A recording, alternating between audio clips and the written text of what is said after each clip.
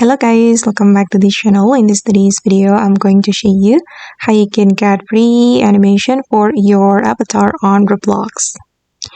Okay, let's get into it guys. Here I have already opened my Roblox application, and first of all, we can go to the avatar menu. Okay, and go to the marketplace. This is for my current avatar guys, and to get free animation, you can go to the animation menu.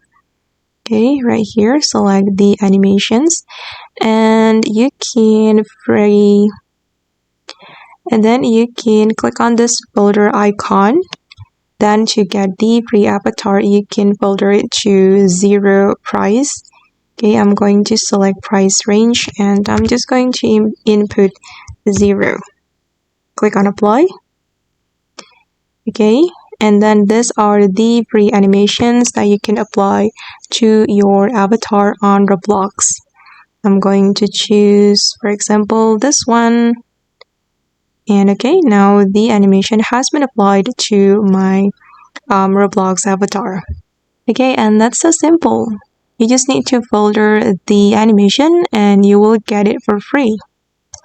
Okay guys, and that's all the tutorial for today. Hope this video will be useful for you. Thank you so much for watching, and bye!